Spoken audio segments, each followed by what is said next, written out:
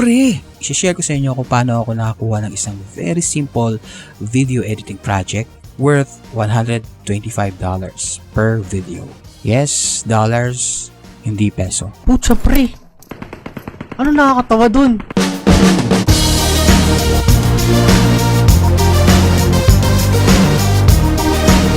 Hey, if you are new here and you want to learn more about online freelancing and other ways to make income online, don't forget to subscribe to our channel and click the bell icon para ma-notify ka sa mga bagong tips about freelancing.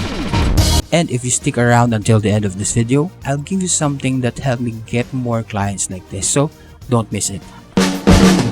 Okay, this is a client na gustong ipa-edit yung videos niya to be uploaded into his YouTube channel. So every week I would need to edit one video para ma-upload sa channel. Itong project na to, sobrang dali ng video editing requirements. So, kahit sinong video editor, kahit nagsisimula pa lang, kaya niyang gawin. So, ipapakita ko sa inyo kung gaano kadali yung project. I-blur ko lang yung mga pangalan na for privacy.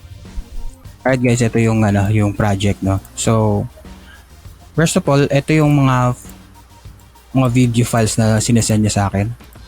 So, kada isa nito is isang episode sa YouTube. So, ang gagawin ko is i-edit ko siya.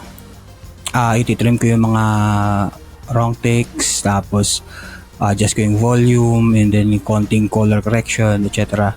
So, gagawin ko siyang ganito. Alright, so sa umpisa, merong hook, tapos merong animated bumper, tapos may animated lower third, tapos constant insertions, insertions ulit ng graphics, subscribe button, ulit lang ulit, and then so para-parehas lang yung graphics niya sa gitna, and then sa uli ito yung end screen. So this is only 2 minutes and 36 seconds na video, and then after that kukuha ko lang excerpt less than 1 minute para to sa Facebook at saka sa Instagram. So ganun lang ang format. I-send ko siya kanya yan sa isang folder sa Dropbox, yung YouTube video, ang Facebook video, square video, sama yung thumbnail at saka yung keyword analysis para sa title. So kung titignan nyo, napakadali lang, diba? And can you imagine that na he is paying me $125 per video? So that is $500 per month for an entry-level editing job. Literally 1 to 2 hours a week. Yes, malayong malayo yan sa 200 peso per video. Napakadali lang mag-trim. Sasabihin nyo, hindi mo babayaran yung hindi mo babayaran yung expert. So, paano ko ba nakuha yung client na to? And no, hindi ko siya nakuha sa Upwork or sa onlinejobs.ph. Nakuha ko siya sa isang Facebook group. So, I just responded to a post in an FB group, and from there, we scheduled for a call with the client. In that call, we discussed yung mga kailangan niya, yung mga requirements niya, and also I discussed yung paano ko siya matutulungan sa goal niya. And later that day, kinabukasan ko na-receive yung email niya. He confirms our agreement on that $125 per video project. So, ito yung reply niya. Hi Rene, it was great talking to you today. I'd like to go forward with working with you. I just want to recap our terms and make sure that we start on the same page. We agreed at a rate of $125 per video to include editing, adding an intro animation, a call to action animation, and light editing in the middle, coding the post, a thumbnail, and materials to repurpose on Facebook. Our general plan of action, I will give you access to my existing YouTube channel and access the content I've already created. You can begin editing the existing content.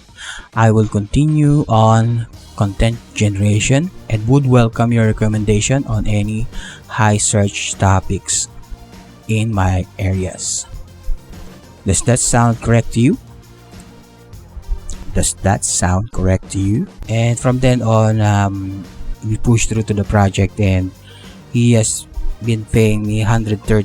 Maripang ako kasi may PayPal fees na na deductions na nakukuha ko lang halos 123.9. Pero okay na rin yan, no? Di na masama. Okay.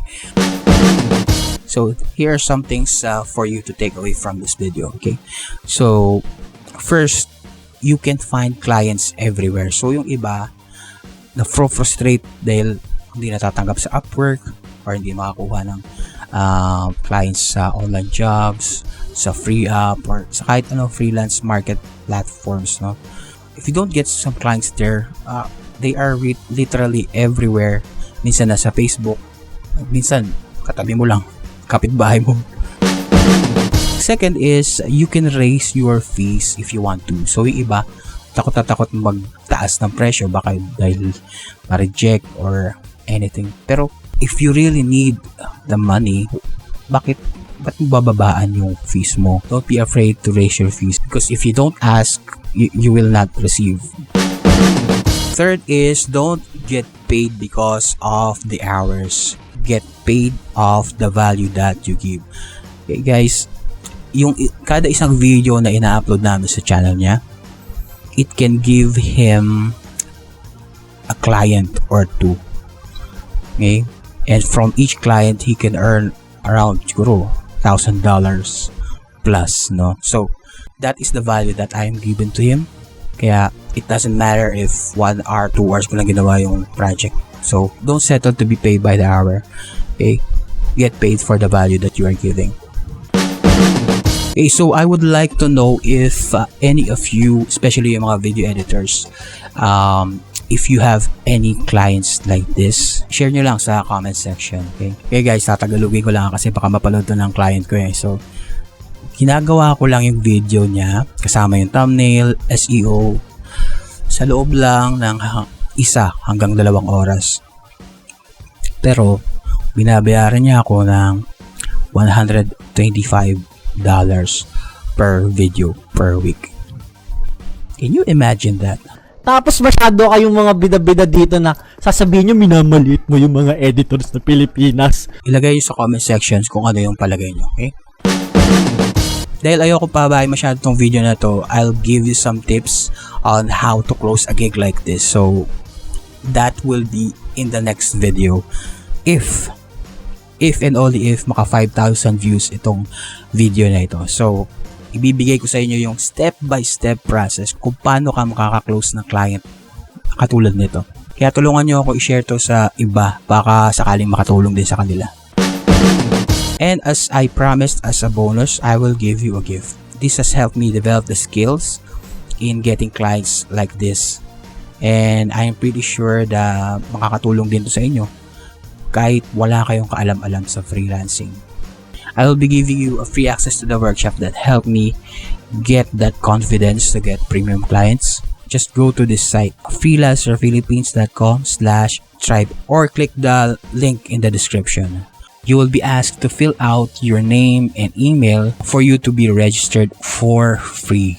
Okay? After registering, you will see this series of videos explaining how more people are earning much more than me, and how can you do it also even if you don't have experience. So, ano pang hinihintay nyo? Action na! Hey guys, thank you for watching this video. I hope makatulong to sa inyo. And if you have comments, suggestions, or anything you want to share, just comment down below and smash